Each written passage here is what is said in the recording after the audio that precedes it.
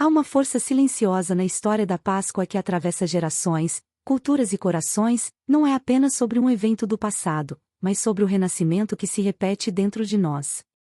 A cada Páscoa, somos convidados a sair de nossos próprios desertos, atravessar nossas noites escuras e reencontrar a esperança que parecia perdida. Porque a Páscoa não é apenas sobre a ressurreição de Cristo, é sobre a sua também. A vida de Jesus, o Messias, é muito mais do que uma história contada há 2000 anos. A Páscoa é o ponto culminante dessa história, o ápice de uma jornada que começou em um humilde estábulo em Belém e se estendeu até o topo de uma cruz no Gólgota. Mas o significado da Páscoa não nasceu ali. Ele vem de muito antes. A primeira vez que essa palavra apareceu foi no Egito, no momento mais escuro da história do povo hebreu, quando eles estavam escravizados sob um faraó que os oprimia há mais de 400 anos. Deus ouviu o clamor do seu povo e levantou Moisés como libertador. E quando chegou a hora de tirá-los do Egito, Deus instituiu algo simbólico, algo profundo. Ele ordenou que cada família sacrificasse um cordeiro sem defeito e marcasse os umbrais das portas com o sangue desse animal. Aquela noite seria diferente de todas as outras. Era a 10ª praga, o juízo final contra o Egito. O anjo da morte passaria por toda a terra, mas onde houvesse sangue nos batentes, haveria livramento.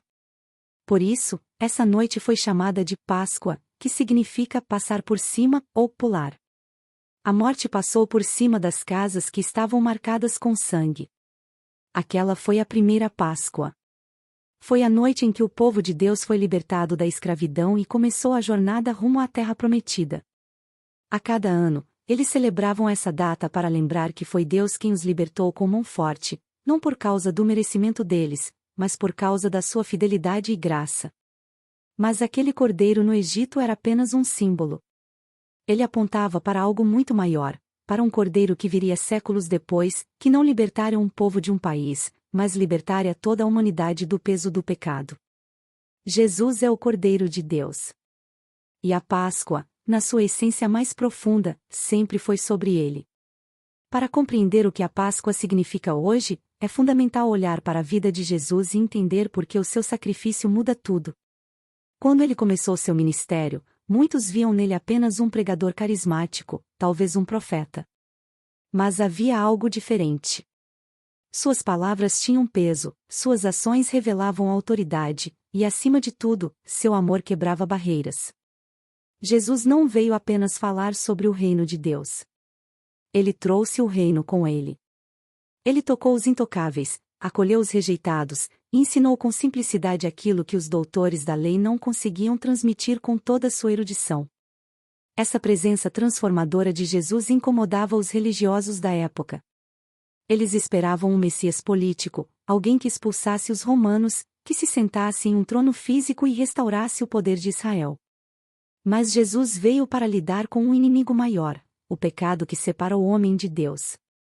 Sua missão era espiritual, eterna, e muito mais profunda do que qualquer mudança externa. Sua trajetória o levou até a cruz. Mas antes de ser crucificado, Jesus celebrou com seus discípulos uma última ceia, justamente durante a Páscoa. E foi ali que ele revelou o verdadeiro significado daquela celebração. Ao partir o pão e entregar o cálice, ele disse: "Este é o meu corpo, que é dado por vós. Este cálice é a nova aliança no meu sangue."